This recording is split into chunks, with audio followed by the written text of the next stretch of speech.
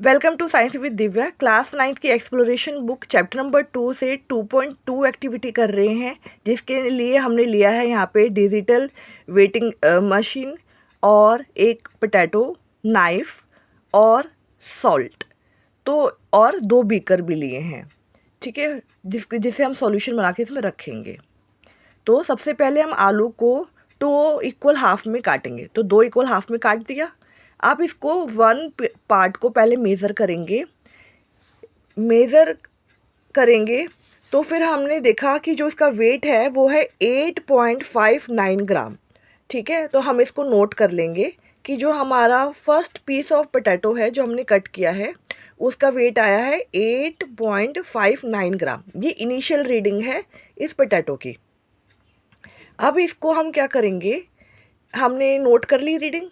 अब इसको हम पुट करेंगे एक बीकर के अंदर और उसके अंदर ऐड करेंगे अकॉर्डिंग टू एनसीईआरटी के जो एक्टिविटी 2.2 है इसके अकॉर्डिंग कर रहे हैं। तो इसके अंदर हमने ऐड किया है प्लेन वाटर। ठीक है, और इसको साइड रख देंगे फॉर 1 आवर। फिर हम एक नेक्स्ट जो पीस दूसरा इक्वल हाफ काटा था, जो दूसरा पीस है उसको वेट करते हैं और उसकी रीडिंग नोट करते हैं। जब उसका वेट नोट किया तो आई रीडिंग 9.03 ग्राम। इसको भी नोट कर लेंगे कि जो भी हमने सेकंड पीस को वेट किया है वो है 9.02 ग्राम।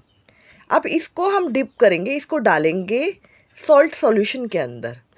तो इसके लिए हम क्या करेंगे, सबसे पहले नोट कर लेंगे और एक बीकर लेंगे और इसके अंदर सॉल्ट ऐड करेंगे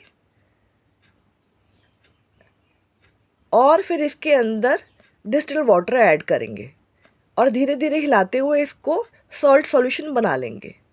ठीक है, ये तो हमारा सॉल्यूशन बन गया। अब इसके अंदर हम ये जो वेट किया है हमने 9.03 ग्राम वाला, इसको इसमें डिप कर देंगे और इसको भी रेस्ट पे छोड़ देंगे फॉर 1 आवर। अब 1 आवर के बाद आकर इसकी रीडिंग लेते हैं कि इसमें क्या चेंजेस आए हैं दोनों के अंदर। फिर से दोबारा वेट करेंगे इन दोनों का सेपरेटली और फिर देखेंगे क्या चेंजेस आए हैं इसके अंदर। ठीक है, तो हमने देखा कि जो बीकर ए है उसका पीस स्वेल हुआ और जो बीकर बी है उसका पीस श्रिंक हुआ। हम प्रूफ कैसे करेंगे, क्योंकि हम इसको दोबारा जब वेट करेंगे उसके वेट के अकॉर्डिंग हम इसको प्रूफ कर पाएंगे ऐसा कैसे हुआ।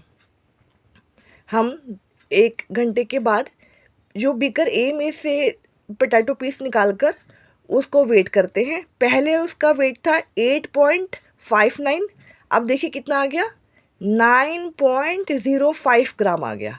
यानी अब इंक्रीज़ हुआ है वेट बाय 0.46 ग्राम, यानी हैज़ प्रूव्ड इट स्वेल्स।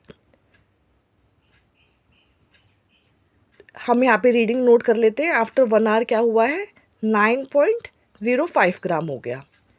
ये स्वेल हुआ, क्यों हुआ, ड्यू टू ऑस्मोसिस और विद बाय द जो प्लाज्मा मेम्ब्रेन है जिसको हम सेमी परमेबल मेम्ब्रेन बोलते हैं उसके कारण। वैसे ही अब हमने सेकंड पीस को लिया जो हमने सॉल्ट सॉल्यूशन में डिप किया हुआ था। अब इसको वेट करेंगे। इसका पहले वेट था 9.03 ग्राम और इसको वेट करने के बाद जब इसकी फाइनल रीडिंग ली तो हमने देखा इसका वेट हो गया 8.57 ग्राम, यानी डिक्रीज़ हुआ है weight by 0.46 gram. Hence proved it sinks, यानी श्रिंक कर गया है, सिकुड़ गया है सेल। ठीक है, यानी इसमें से ऑस्मोसिस के कारण पानी जो वाटर है वो बाहर मूव किया है फ्रॉम द सेल। देखिए वेट पहले क्या था, 9.03 ग्राम था और अब वेट हो गया है 8.57 ग्राम, यानी वेट डिक्रीज हुआ है बाय 0.46 ग्राम। ठीक है, तो इसका रीज़न क्या है, जो plasma is selectively permeable membrane, it means it allows और permits the entry exist of some materials in और आउट ऑफ द सेल। इसमें जो प्रोसेस हो रही है वो ऑस्मोसिस हो रही है। ऑस्मोसिस क्या है, मूवमेंट ऑफ सॉल्वेंट यानी water from its higher concentration to lower concentration through semi permeable membrane. ठीक है, अब जहाँ पे एंट्री हुई है यानी एंडोऑस्मोसिस हुआ है। एंडोऑस्मोसिस मतलब movement of solvent into the cell is called endo osmosis, और एक्सो ऑस्मोसिस यानी जहाँ पे मूवमेंट हुई है solvent outside the cell is called exo osmosis. यानी जो एंडो ऑस्मोसिस हुआ जहाँ पे इनसाइड मूवमेंट हुई वहाँ पे वो स्वेल कर गया, और जहाँ पे movement concentration higher to lower of solvent हुई बाहर की तरफ यानी एक्सो ऑस्मोसिस हुई, वहाँ पे सेल श्रिंक कर गया। सो आई होप आपको समझ में आया होगा ये एनसीईआरटी की जो एक्टिविटी 2.2 हमें समझाना चाहती थी with the help of this potato. Thank you.